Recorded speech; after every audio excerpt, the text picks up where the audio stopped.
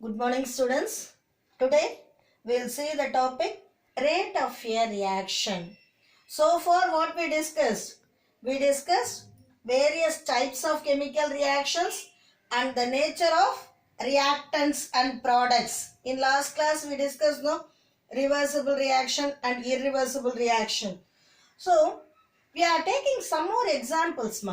For example, rusting of iron. For rusting of iron, how much time it will take? Definitely it will take for more than 1 week at least. Digestion of food, it takes 3 hours. Burning of petrol, immediately it will burn. Same manner, weathering of rock also, it takes somewhat more time only. So likewise, in all these reactions, do you know which reaction is fast, whereas which reaction is slow? So only to determine the speed of the reaction, we are using the factor rate. Is it clear? So what is meant by rate of a reaction? It is defined as change in concentration of reactants or products per unit time. Okay. For example, I am writing A gives B. At that time, rate is equal to D. D is nothing but difference, change. Change in the concentration of A per unit time. Okay. Same manner, change in the concentration of product per unit time. Here, I put negative sign, whereas here it is positive sign. Do you know why? Because negative sign indicates that it is the reactant. Once when the time is going on, the amount of reactants, it is getting reduced. That is, it is decreased.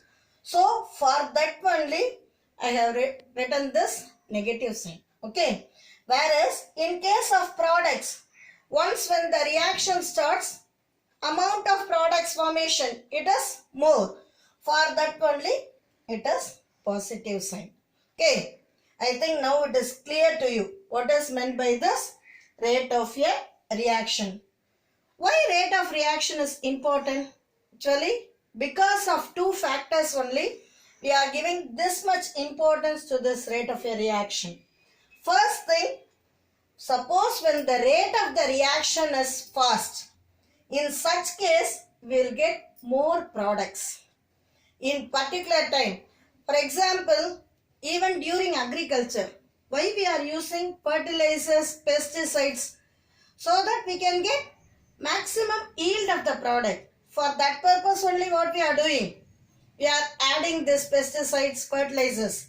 Likewise, when the rate of the reaction is more, we will get more amount of products in that particular time, specified time, in the sense within that time we will get maximum amount of products. Okay. Second thing, it is used by food processor.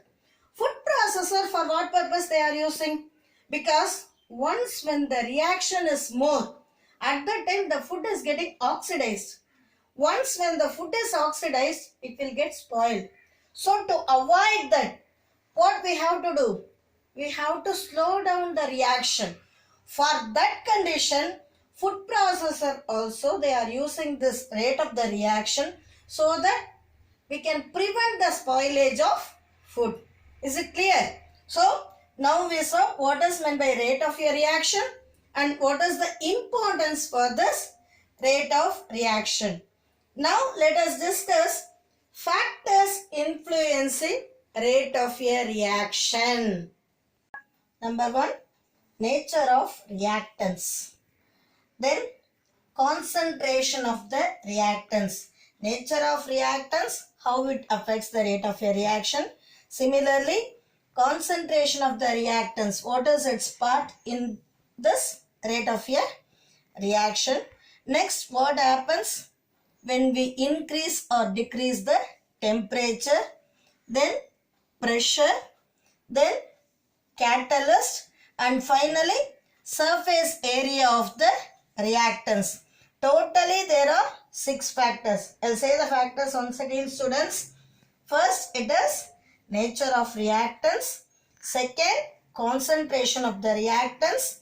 Next, it is temperature, and then it is pressure, catalyst. Finally, it is surface area of the reactants.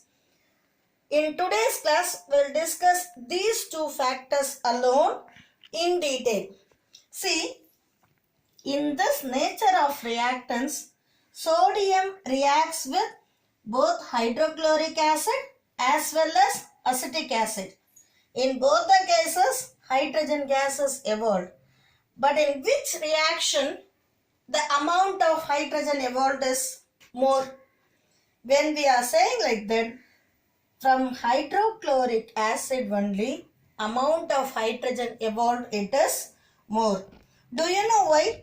Because hydrochloric acid is more reactive than acetic acid.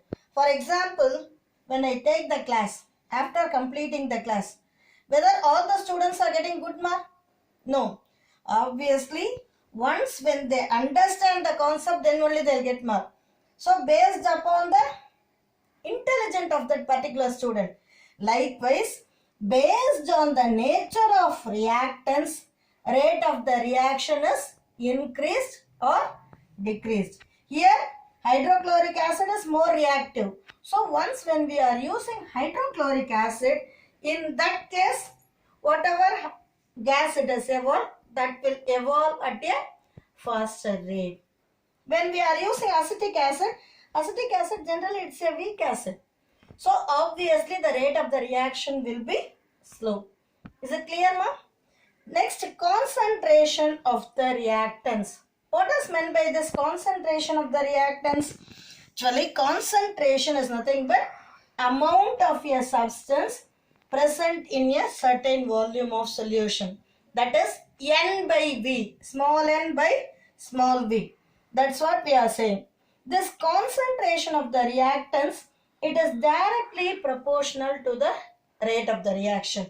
Directly proportional in the sense, when we increase the concentration of the reactants, then the rate of the reaction will be more.